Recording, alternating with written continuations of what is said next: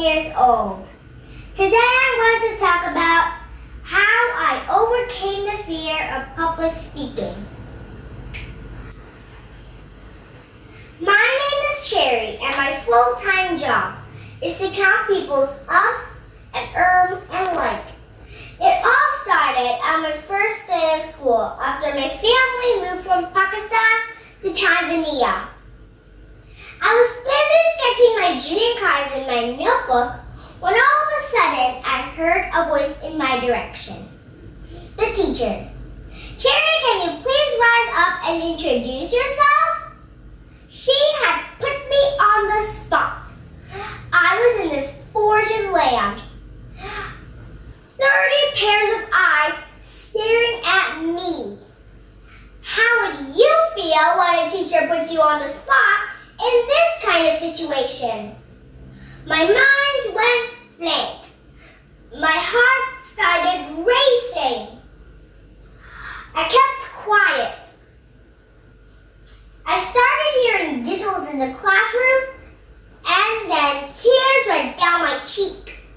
That was the first time I felt the fear of speaking in front of others.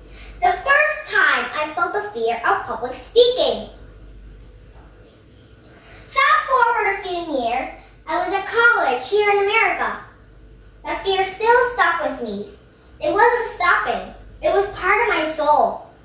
Now, when I was little, I had many other fears. I was afraid of the dark, the monsters under my bed, the cockroaches, and I don't mean the tiny cockroaches here, but the big, flying cockroaches I have back home in Pakistan, in Tanzania. But I outgrew these fears. I overcame them as I grew older. But public speaking? No way. I was still afraid of it. But I decided enough was enough.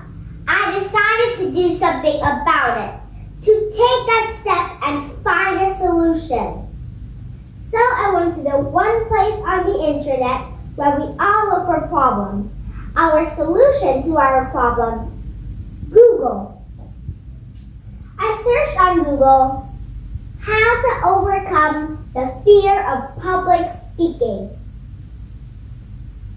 The first link told me what great things I could be if I overcame this fear. Sound like a leader. Get a great job. Share your ideas. Give a TED Talk. Change the world. The second link told me all the different ways I could overcome this fear.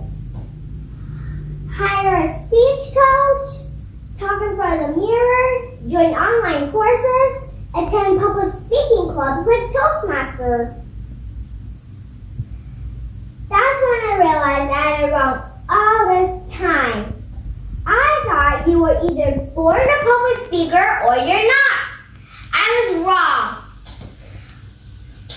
That means if any of you here wants to speak powerfully like any of your famous public speakers, yes you can.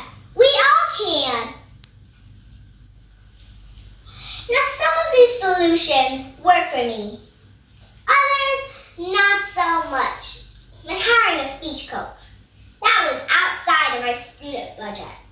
But online courses, that's where I learned to vary my tone up and down. How to start really, really fast so I can get someone excited, or to slow right down to get someone's attention. As for the public speaking club Toastmasters, that was fantastic. I got to go in front of others, and I got feedback on what I did good and what I did bad. So I realized that first I was trapped in this cold, dark hole where the fear of public speaking haunted me. It pulled me down, and right over here is this promise of sunshine, of green pastures, no anxiety. But the path from here to here was all over the place. I had to do all these things, and I thought to myself,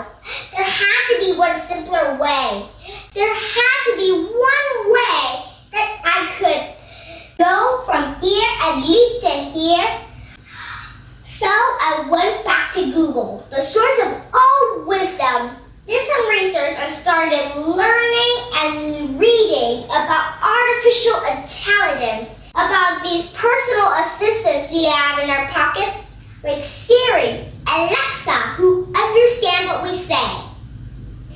Hey Siri, what's the next meeting I have?